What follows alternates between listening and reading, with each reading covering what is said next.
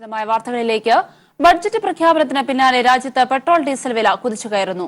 ദില്ലി ലിറ്ററിന് 2 രൂപ 48 പൈസ പെട്രോളിന് വർദ്ധിച്ചു. ഡീസൽ ലിറ്ററിന് 2 രൂപ 36 പൈസയും കൂടി. മുംബൈയിൽ പെട്രോൾ ലിറ്ററിന് 79 രൂപയായി, ഡീസൽ വില 76. ദില്ലിയിലെ ഒരു പെട്രോൾ പമ്പ്. കേന്ദ്രഭരണ പ്രദേശമായ ദില്ലിയിൽ ഇന്നലെ വരെ പെട്രോളിന്റെ വില 70 രൂപ 51 പൈസയായിരുന്നെങ്കിൽ ഇന്നത് 73ആയി. ഡീസലിന്റെ വില 67ആയി. ഇന്നത്തെ വില 64 രൂപ 33 പൈസ. വിലക്കയറ്റത്തെക്കുറിച്ച് പെട്രോൾ പമ്പ് ജീവനക്കാർ പറയും. आज सुबह से हुआ, रात को कल बजट आया, इसकी वजह से आज से रेट चेंज हो गए। पहले तो धीरे धीरे बढ़ता था, कभी 10-15 पैसे बढ़ता था, आज ज्यादा बढ़ गया. വില കൂടിയതറിയാതെ പമ്പിലെത്തിയ ഒരു കുടുംബവും ആശങ്ക പങ്കുവച്ചു. സാധാരണക്കാരന് ഒന്നും നൽകാതെ എല്ലാം ചോർത്തിയെടുക്കുന്നു. तेल के प्राइस बढ़ेंगे तो सब चीजों के प्राइस बढ़ेंगे.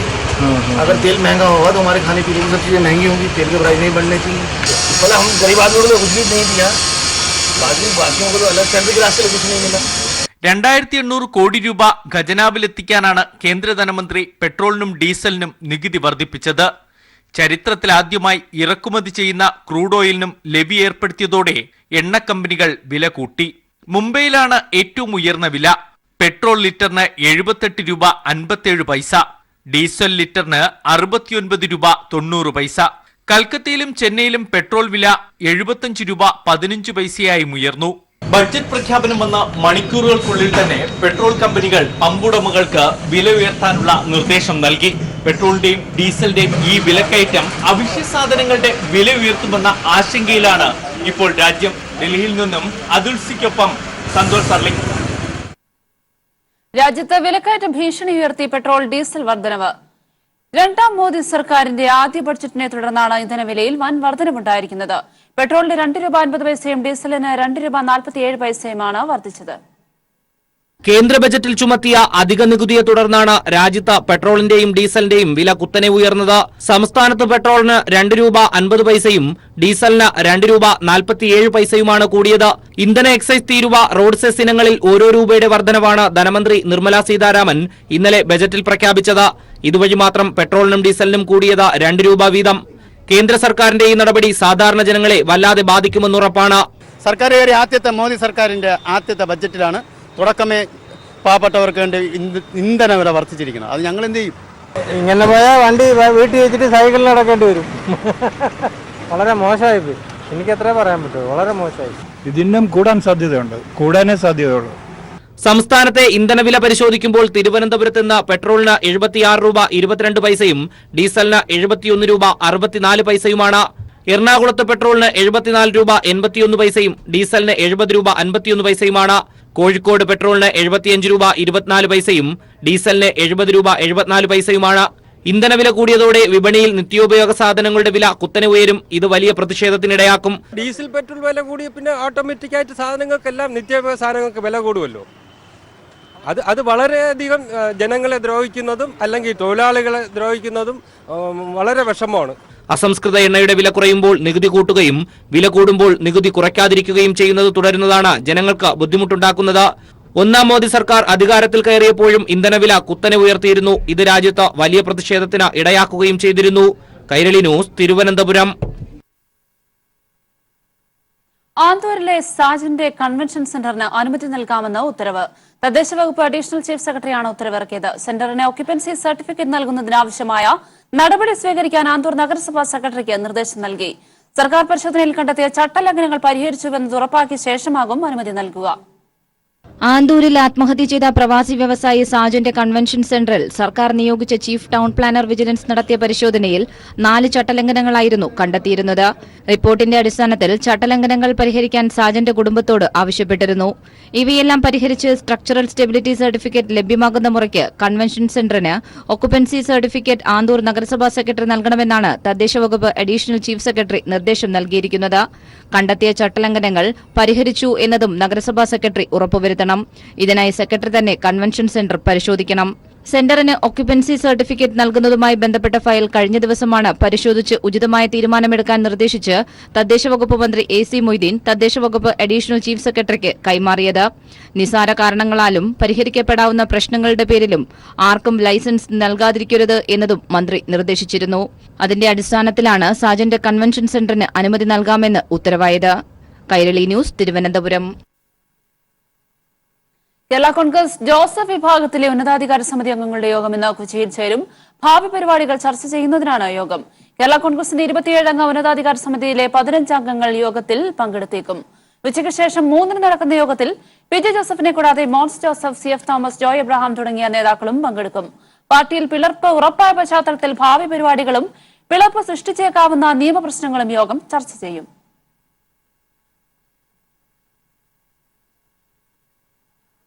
രാഹുൽ ഗാന്ധിക്ക് പകരക്കാരനായി യുവനേതാവ് കോൺഗ്രസ് അധ്യക്ഷനാകണമെന്ന് പഞ്ചാബ് മുഖ്യമന്ത്രി ക്യാപ്റ്റൻ അമരീന്ദർ സിംഗ് അഭിപ്രായപ്പെട്ടു. രാഹുൽ ഗാന്ധി രാജിവെച്ച സാഹചര്യത്തിൽ അടുത്തയാഴ്ച പ്രവർത്തക സമിതി ചേർന്ന് പുതിയ അധ്യക്ഷനെ തീരുമാനിക്കാനിരിക്കെയാണ് അമരീന്ദർ സിംഗിന്റെ പ്രതികരണം.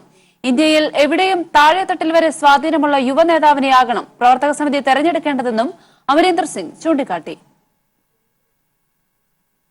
വാർത്തകൾ തുടരുന്നു. ഇടുക്കി നെടുങ്കണ്ടം കസ്റ്റഡി മരണത്തിൽ ക്രൈംബ്രാഞ്ച് ഡിവൈഎസ്പിയുടെ നേതൃത്വത്തിലുള്ള അന്വേഷണ സംഘം നെടുങ്കണ്ടം സ്റ്റേഷനിൽ പരിശോധന നടത്തുന്നു. അതേസമയം 2 പേരുടെ അറസ്റ്റ് ഉടനുണ്ടാകുമെന്ന് ക്രൈംബ്രാഞ്ച് ഡിവൈഎസ്പി ജോൺസൺ. വിശദാംശങ്ങൾ നൽകാൻ സമീർ ചേരുകയാണ്. സമീർ, ക്രൈംബ്രാഞ്ച് സംഘത്തിന്റെ നെടുങ്കണ്ടം സ്റ്റേഷനിലുള്ള അന്വേഷണം ഏതെല്ലാം വൈരുദ്ധ്യങ്ങൾ സംബന്ധിച്ചുള്ള കാര്യങ്ങളിൽ വ്യക്തത വരുത്താനാണ്? അതോടൊപ്പം തന്നെ കൃത്യത്തിൽ നേരിട്ട് പങ്കുള്ള 2 പോലീസുകാരുടെ അറസ്റ്റ് വൈകുന്നതിലുള്ള ഘടകങ്ങൾ എന്തെല്ലാമാണ്? സമഗ്രമായ വിവരങ്ങൾ. സംഭവത്തിലെ അന്വേഷണ പുരോഗതി വിലയിരുത്തുക എന്നുള്ള ലക്ഷ്യത്തോടു കൂടിയാണ് ക്രൈംബ്രാഞ്ച് IG ഗോപേഷ് അഗർവാൾ ഇന്ന് നെടുങ്കണ്ടത്ത് എത്തിയത്. ആദ്യം രാജ്കുമാറിന് മർദ്ദനമേറ്റ നെടുങ്കണ്ടം പോലീസ് സ്റ്റേഷനാണ് അദ്ദേഹം പരിശോധന നടത്തിയത്. അതിനുശേഷം ഇപ്പോൾ അന്വേഷണവുമായി ബന്ധപ്പെട്ട കാര്യങ്ങൾ ചർച്ച ചെയ്യുന്നതിനും അന്വേഷണ ചുമതലയുള്ള DYSP ജോൺസണുമായി സംസാരിക്കുന്നതിനും വേണ്ടിക്കൊണ്ട് അദ്ദേഹം പോലീസിന്റെ കോൺഗ്രസിന്റെ ക്യാമ്പ് ഓഫീസായി പ്രവർത്തിക്കുന്ന നെടുങ്കണ്ടം PWD റെസ്റ്റ് ഹൌസിലേക്കാണ് പോയിരിക്കുന്നത്. അവിടെ ഈ അന്വേഷണവുമായി ബന്ധപ്പെട്ട കാര്യങ്ങൾ ചർച്ച ചെയ്യും. അതോടൊപ്പം തന്നെ ഇതിന്റെ പുരോഗതി വിലയിരുത്തും. 2 പേരുടെ അറസ്റ്റാണ് കഴിഞ്ഞ ദിവസം ഉണ്ടായത്.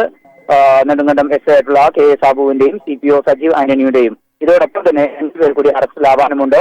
കുറ്റക്കാരാണ് എന്ന് കണ്ടെത്തി 2-3 പ്രതികളായിക്കൊണ്ട് ക്രൈംബ്രാഞ്ച് കണ്ടെത്തിയിട്ടുള്ള ASIയും അതോടൊപ്പം തന്നെ CPOയും 2 പേരുടെ അറസ്റ്റ് ഇന്ന് ഉണ്ടാകും എന്നുള്ള പ്രതീക്ഷയാണ് ഉള്ളത്. ഇതുമായി ബന്ധപ്പെട്ട് അറസ്റ്റ് വൈകുന്നതിന്റെ കാര്യങ്ങളും IG-യോട് ചോദിച്ചപ്പോൾ IG പറഞ്ഞത് കുറച്ചുകൂടെ കാത്തിരിക്കണം, ഇതുമായി ബന്ധപ്പെട്ട് കൂടുതൽ കാര്യങ്ങൾ വ്യക്തമാകേണ്ടതുണ്ട്, അതിനുശേഷമായിരിക്കും അറസ്റ്റ് ഉൾപ്പെടെയുള്ള കാര്യങ്ങളിലേക്ക് പോവുക എന്നാണ് പ്രതികരിച്ചത്. അദ്ദേഹം ഇപ്പോൾ അന്വേഷണ പുരോഗതി വിലയിരുത്തുന്നതിന് വേണ്ടിക്കൊണ്ട് ക്രൈംബ്രാഞ്ചിന്റെ ക്യാമ്പ് ഓഫീസിലേക്ക് എത്തിയിരിക്കുകയാണ്. ഇവിടെ കഴിഞ്ഞ ദിവസങ്ങളെല്ലാം തന്നെ തുടർന്നു വന്നതുപോലെ ഇന്നും പോലീസ് ഉദ്യോഗസ്ഥരുടെ ചോദ്യം ചെയ്യൽ പുരോഗമിക്കുകയാണ്. ഈ സംഭവത്തിൽ പങ്കുണ്ട് എന്ന് കണ്ടെത്തിയവരും അതോടൊപ്പം തന്നെ രാജ്കുമാറിനെ കസ്റ്റഡിയിൽ എടുക്കുന്ന വേളയിൽ നെടുങ്കണ്ടം സ്റ്റേഷനിൽ ജോലിയിലുണ്ടായിരുന്നവരും ഉൾപ്പെടെയാണ് ഇവിടെ ചോദ്യം ചെയ്തു വരുന്നത്. പ്രധാനപ്പെട്ട 2 അറസ്റ്റ് വൈകാതെ ഉണ്ടാകുമെന്നുള്ള ഒരു പ്രതീക്ഷ തന്നെയാണ് അന്വേഷണ സംഘം പങ്കുവെക്കുന്നത്. ഇവരാരും തന്നെ ഒളിവിലല്ല എന്നുള്ള കാര്യം വ്യക്തമാക്കിയിട്ടുണ്ട്. ഒപ്പം തന്നെ അറസ്റ്റ് ഏറ്റവും വേഗത്തിൽ തന്നെ ഉണ്ടാകും. ഒപ്പം തന്നെ ഈ 2 പേരിലേക്ക് മാത്രമായിരിക്കില്ല അന്വേഷണം ഉണ്ടാവുക. 2 പേര് അറസ്റ്റിലായതും ഈ അറസ്റ്റിലാവാണ് 2 പേരും. അതോടൊപ്പം തന്നെ ഈ സംഭവത്തിൽ കുറ്റക്കാരാണ് എന്ന് സംശയിക്കുന്ന ഏതാനും പേരിലേക്ക് കൂടി അന്വേഷണം നീങ്ങുന്നുണ്ട്. ഇതിന്റെ പ്രാഥമികമായിട്ടുള്ള അന്വേഷണത്തിൽ പോലീസിന്റെ പ്രാഥമികമായിട്ടുള്ള അന്വേഷണത്തിൽ കുറ്റക്കാരാണ് എന്ന് കണ്ടെത്തിക്കൊണ്ട് 8 പേരെ സസ്പെൻഡ് ചെയ്യുകയും 5 പേരെ സ്ഥലം മാറ്റുകയും ചെയ്തിരുന്നു.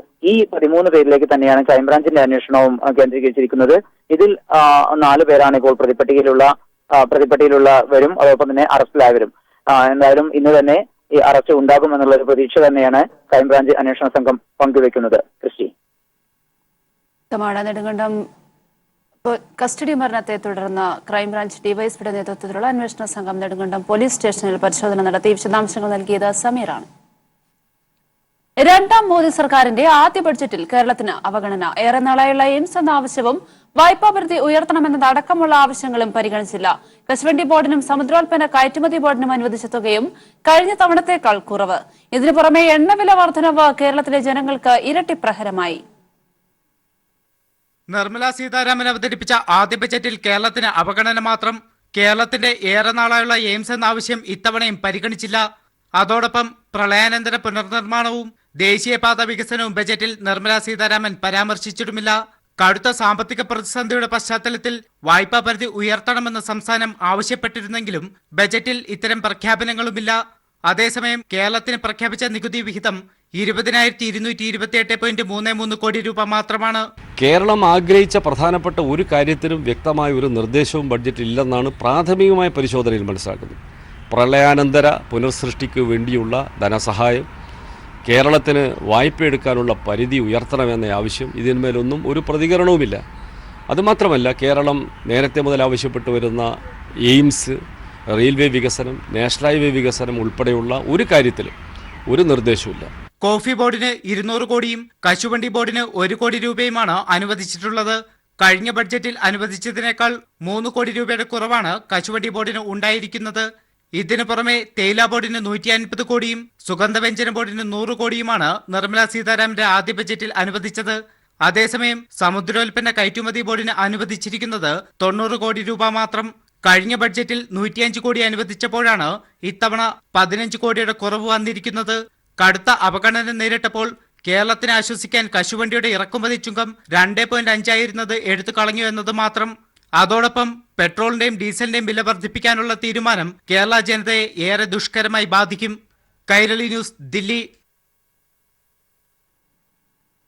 കോർപ്പറേറ്റുകൾക്കുള്ള കേന്ദ്ര സർക്കാരിന്റെ സമ്മാനമാണ് ബഡ്ജറ്റെന്ന് CPM പോളിറ്റ് ബ്യൂറോ വിമർശനം. ഇന്ത്യൻ സമ്പദ് വ്യവസ്ഥ പൂർണ്ണമായും കോർപ്പറേറ്റുകൾക്ക് തീരെഴുതിയെന്നും പോളിറ്റ് ബ്യൂറോ പുറത്തിറക്കിയ വാർത്താക്കുറിപ്പിൽ കുറ്റപ്പെടുത്തി. വിദേശ നിക്ഷേപ പരിധി കൂട്ടുന്നത് അടക്കമുള്ള കാര്യങ്ങളിൽ അതൃപ്തി രേഖപ്പെടുത്തിയ RSSന്റെ തൊഴിലാളി സംഘടനയായ BMS രംഗത്തെത്തി. വിദേശ നിക്ഷേപ കാര്യങ്ങളിൽ കൂട്ടായ ചർച്ച വേണമെന്നവർ ആവശ്യപ്പെട്ടു. അതേസമയം 21ാം നൂറ്റാണ്ടിലെ രാജ്യവികസനത്തിന് ഉത്തേജനം നൽകുന്നതാണ് ബഡ്ജറ്റെന്ന് പ്രധാനമന്ത്രി നരേന്ദ്രമോദിയുടെ പ്രശംസ. സ്വകാര്യവൽക്കരണത്തെയും വിദേശ നിക്ഷേപത്തെയും സഹായിക്കുന്ന നിർമ്മലാ സീതാരാമന്റെ ബഡ്ജറ്റിനെതിരെ RSSന്റെ തൊഴിലാളി സംഘടനയിൽ തന്നെ എതിർപ്പ്. ബഡ്ജറ്റിനെ അംഗീകരിക്കുന്നുവെന്ന് വ്യക്തമാക്കി BMS പുറത്തിറക്കിയ വാർത്താക്കുറിപ്പിൽ പക്ഷേ വിദേശ നിക്ഷേപ പരിധി വർദ്ധിപ്പിക്കുന്നതിനെ പൂർണ്ണമായും പിന്താങ്ങുന്നില്ല. FDI നിക്ഷേപം, ബാങ്ക് ലയനം തുടങ്ങി പെട്രോൾ സെസ് ഏർപ്പെടുത്തൽ വരെയുള്ള 7 കാര്യങ്ങളിൽ കൂട്ടായ ചർച്ച വേണമെന്ന് ആവശ്യപ്പെടുന്നു. കോർപ്പറേറ്റുകൾക്കുള്ള സമ്മാനമാണ് ബഡ്ജറ്റെന്ന് CPIM പോളിറ്റ് ബ്യൂറോ വിമർശിച്ചു. ഇന്ത്യൻ സമ്പദ് വ്യവസ്ഥയുടെ എല്ലാ മേഖലകളിലും കോർപ്പറേറ്റുകൾക്ക് സ്വാധീനം ഉറപ്പിക്കാൻ ബഡ്ജറ്റ് സഹായിക്കും. കാർഷിക പ്രശ്നങ്ങളും രൂക്ഷമായ തൊഴിലില്ലായ്മയും അവഗണിച്ച ബഡ്ജറ്റ് കോർപ്പറേറ്റുകൾക്ക് സൗജന്യം നൽകിയത് ഞെട്ടിക്കുന്നതാണെന്നും CPIM പോളിറ്റ് ബ്യൂറോ പുറത്തിറക്കിയ വാർത്താക്കുറിപ്പിൽ ചൂണ്ടിക്കാണിക്കുന്നു. ജനങ്ങളുടെ പ്രതീക്ഷകളെ തകർത്തു കളഞ്ഞു ബഡ്ജറ്റെന്ന് CPI ദേശീയ സെക്രട്ടേറിയറ്റും വിമർശിച്ചു. അതേസമയം ബഡ്ജറ്റ് രാജ്യത്തിന് വികസന കുതിപ്പ് നൽകുമെന്ന് പ്രധാനമന്ത്രി നരേന്ദ്രമോദി വീഡിയോ സന്ദേശത്തിലൂടെ പ്രതികരിച്ചു. കാർഷിക മേഖലയുടെ മാറ്റത്തിനുള്ള റോഡ് മാപ്പാണ് ബഡ്ജറ്റെന്നും മോദി അവകാശപ്പെട്ടു. കൈരളി ന്യൂസ്, ദില്ലി. കേരളത്തോട് അനുഭാവം കാട്ടാത്ത ബഡ്ജറ്റാണ് കേന്ദ്രത്തിൽ അവതരിപ്പിച്ചതെന്ന് മുഖ്യമന്ത്രി പിണറായി വിജയൻ. എയിംസ് അടക്കമുള്ള വാഗ്ദാനങ്ങൾ കാറ്റിൽ പറത്തിയത് നിർഭാഗ്യകരം. പെട്രോൾ, ഡീസൽ വില വർധനവിന്റെ തിക്തഫലം ഏറ്റവും കൂടുതൽ അനുഭവിക്കേണ്ടി വരുന്നത് കേരളത്തിനാണെന്നും മുഖ്യമന്ത്രി പറഞ്ഞു. പ്രളയത്തിന്റെ പശ്ചാത്തലത്തിൽ കേരളം ഉന്നയിച്ച വായ്പാ പരിധി വർദ്ധിപ്പിക്കൽ ഉൾപ്പെടെയുള്ള ആവശ്യങ്ങളോട് മുഖം തിരിച്ചു നിൽക്കുന്ന കേന്ദ്ര സർക്കാർ പുതിയ ബഡ്ജറ്റ് നിർദ്ദേശങ്ങളിലൂടെ ദുസ്സഹമായ ഭാരം കേരളത്തിനുമേൽ അടിച്ചേൽപ്പിച്ചിരിക്കുകയാണെന്നും മുഖ്യമന്ത്രി പറഞ്ഞു. കേരളത്തെ അവഗണിച്ച ബഡ്ജറ്റാണ് കേന്ദ്ര സർക്കാരിന്റേതെന്ന് CPIM സംസ്ഥാന സെക്രട്ടറി കോടിയേരി ബാലകൃഷ്ണൻ പ്രസ്താവനയിൽ പറഞ്ഞു. വിദ്യാഭ്യാസം, ആരോഗ്യ മേഖലകളിൽ കേരളത്തിന് ന്യായമായും അർഹതപ്പെട്ട പരിഗണന ലഭിച്ചില്ല. കേരളത്തിന്റെ കാർഷിക മേഖലയെയും ബഡ്ജറ്റിലെ നിർദ്ദേശങ്ങൾ പ്രതിസന്ധിയുണ്ടാക്കും. റബ്ബർ ബോർഡ് ഉൾപ്പെടെയുള്ള സ്ഥാപനങ്ങൾക്ക് അനുവദിക്കേണ്ട വിഹിതം വെട്ടിക്കുറയ്ക്കുകയാണ് ചെയ്തിരിക്കുന്നത്. ലാഭത്തിൽ പ്രവർത്തിക്കുന്ന പൊതുമേഖലാ സ്ഥാപനങ്ങളുടെ ഓഹരി വിറ്റഴിക്കണമെന്ന നിർദ്ദേശം കേരളത്തിലെ പൊതുമേഖലാ സ്ഥാപനങ്ങളെയും പ്രതികൂലമായി ബാധിക്കും. അതിനു പുറമെ സംസ്ഥാനത്തെ കടുത്ത വില വർധനവിലേക്ക് തള്ളിവിടുന്നതാണ് ബഡ്ജറ്റെന്നും കോടിയേരി പ്രതികരിച്ചു. കേരളത്തിന്റെ പ്രധാനപ്പെട്ട ഒരാവശ്യവും അംഗീകരിക്കാൻ കൂട്ടാക്കാതെ സംസ്ഥാനത്തെ പൂർണ്ണമായും കേന്ദ്ര ബഡ്ജറ്റിൽ അവഗണിച്ചിരിക്കുകയാണെന്ന് LDF കൺവീനർ A വിജയരാഘവൻ പ്രസ്താവനയിൽ പറഞ്ഞു. പ്രളയ പുനർനിർമ്മാണത്തിന് സംസ്ഥാന സർക്കാർ സമർപ്പിച്ച പാക്കേജ് അംഗീകരിച്ചില്ല. പ്രത്യേക ഇളവ് വേണമെന്ന ആവശ്യവും നിരസിച്ചു. റബ്ബറിന്റെ താങ്ങുവില കൂട്ടണമെന്ന ആവശ്യവും അംഗീകരിച്ചില്ല. കേരളത്തിലെ പ്രവാസി സമൂഹത്തിനെ അവഗണിക്കുന്ന സമീപനമാണ് ബഡ്ജറ്റിലുള്ളത്. റെയിൽവേയിൽ സ്വകാര്യ പങ്കാളിത്തം അനുവദിക്കുന്നതും കേരളത്തെ പ്രതികൂലമായി ബാധിക്കുമെന്ന് വിജയരാഘവൻ പറഞ്ഞു.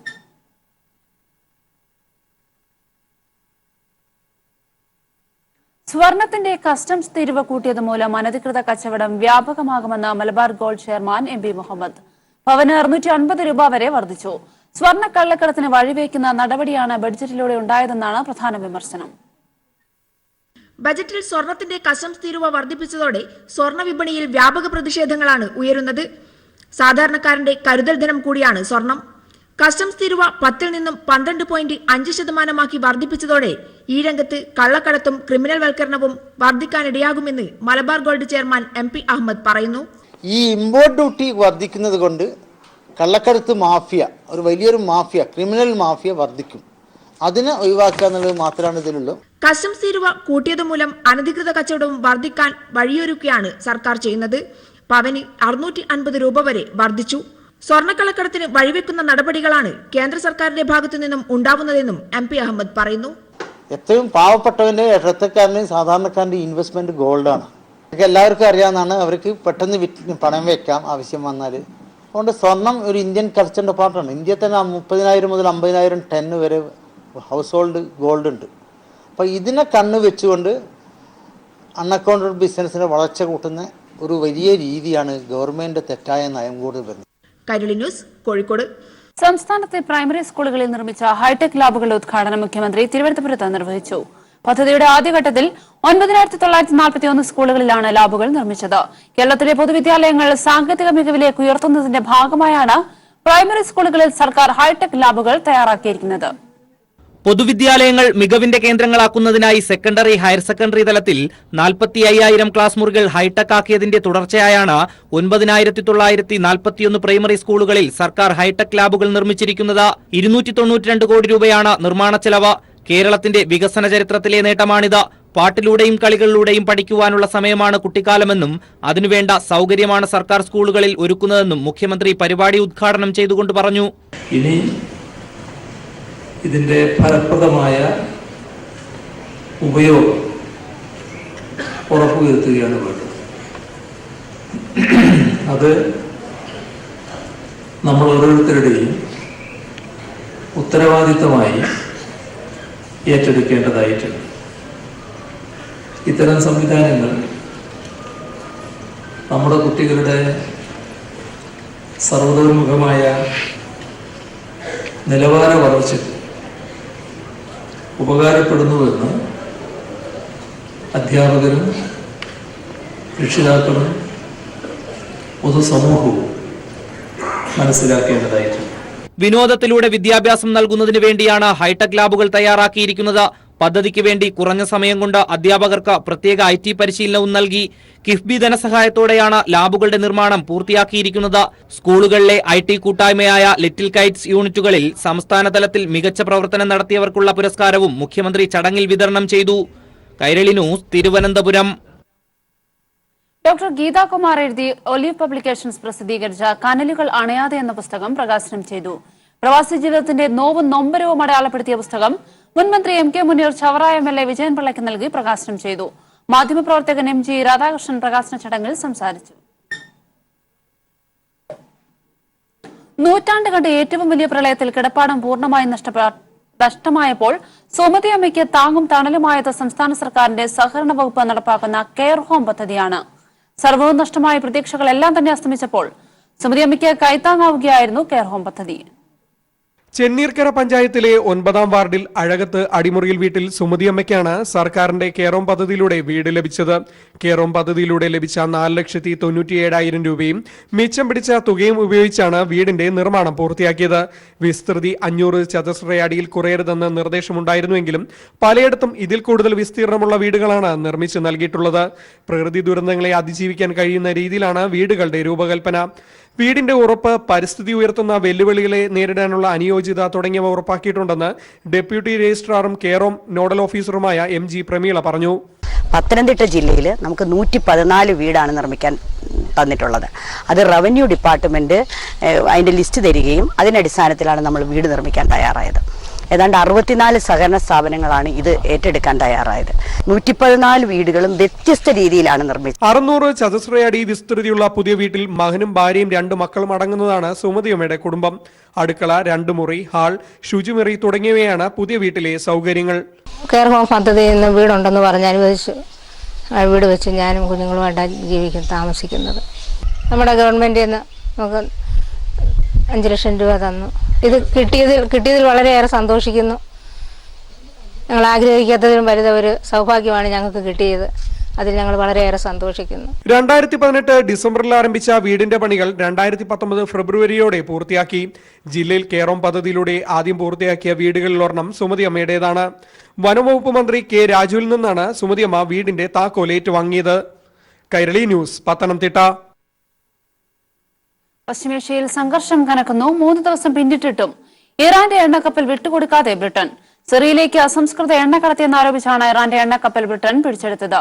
അടിയന്തരമായി കപ്പൽ വിട്ടുകിട്ടിയില്ലെങ്കിൽ ബ്രിട്ടന്റെ കപ്പൽ പിടിച്ചെടുക്കുമെന്ന് ഇറാൻ മുന്നറിയിപ്പ് നൽകി. കഴിഞ്ഞ ദിവസമാണ് ഇറാന്റെ ഭീമൻ അടിയന്തരമായി കപ്പൽ വിട്ടുകിട്ടിയില്ലെങ്കിൽ ബ്രിട്ടന്റെ കപ്പൽ പിടിച്ചെടുക്കുമെന്നും ഇറാൻ മുന്നറിയിപ്പ് നൽകി. ഇതിനിടെ ബ്രിട്ടനെ അനുമോദിച്ച് വൈറ്റ് ഹൌസ് രംഗത്തെത്തുകയും ചെയ്തു. International desk, Kerala news.